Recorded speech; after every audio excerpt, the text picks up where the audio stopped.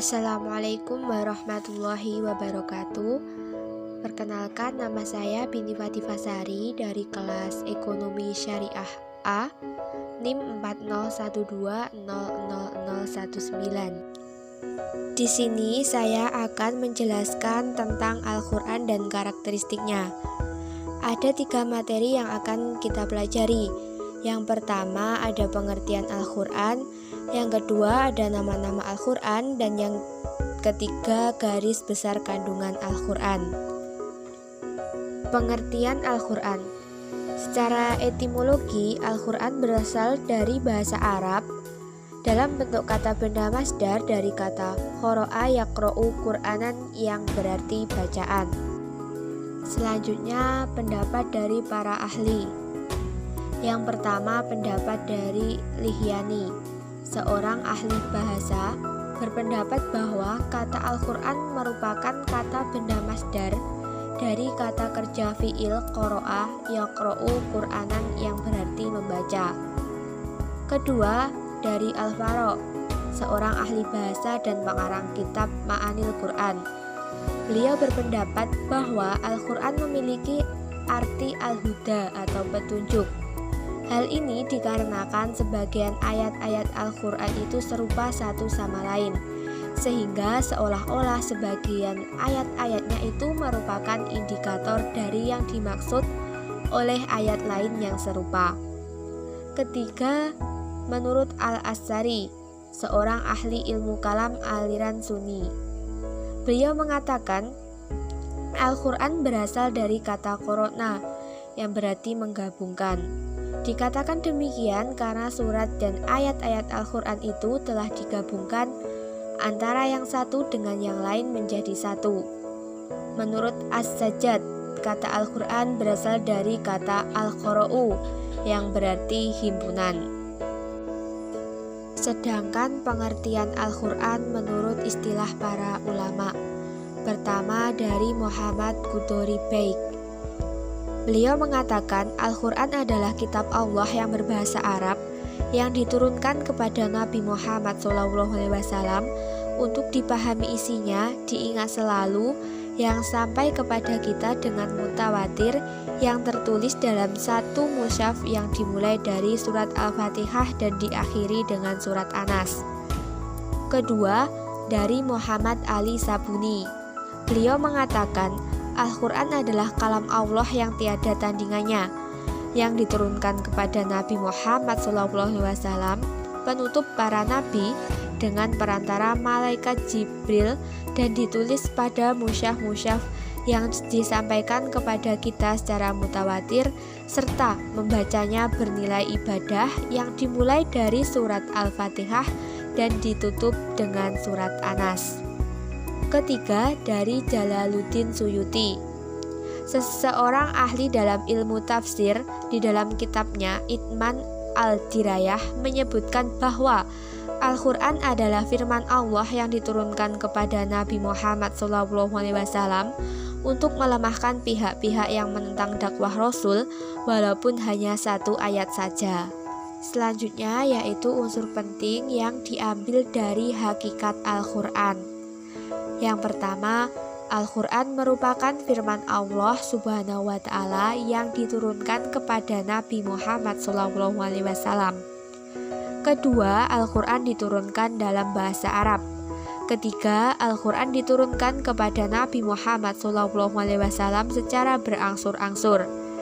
Keempat, Al-Quran disampaikan secara mutawatir. Yang terakhir, membaca Al-Quran merupakan suatu ibadah. Selanjutnya kita akan membahas nama-nama Al-Quran. Pertama, Al-Karim, bacaan yang maha sempurna. Secara harfiah, Al-Quran berarti bacaan yang mencapai puncak kesempurnaan. Kedua, Al-Nur, cahaya. Ketiga, Al-Tanzil, diturunkan.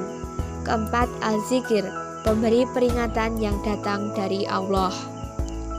Secara harfiah, al-zikir berarti peringatan.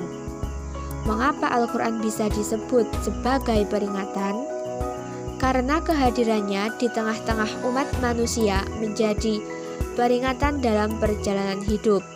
Di samping itu, Al-Quran juga menjadi peringatan dalam segala hal, baik dalam bidang teologi, tata sopan santun, yuridis, dan sebagainya.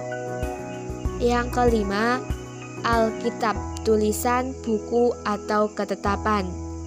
Secara harfiah, Al-Quran ditulis oleh Nabi dan Rasul yang menerimanya atau oleh para pengikutnya dalam bentuk lembaran-lembaran.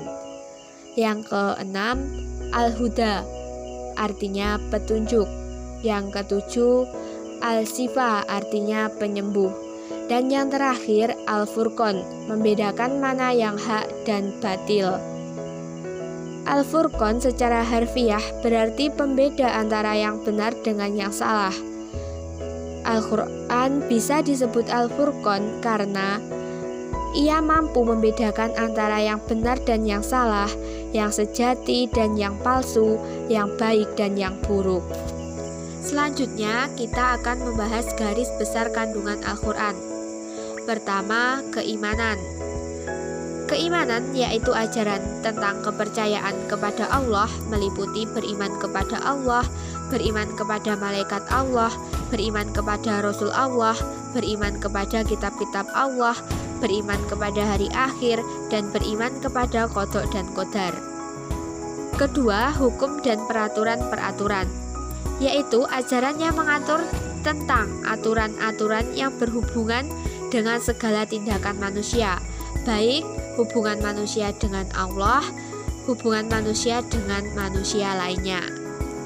Yang ketiga, ajaran tentang ibadah, yaitu pengabdian makhluk kepada Sang Pencipta.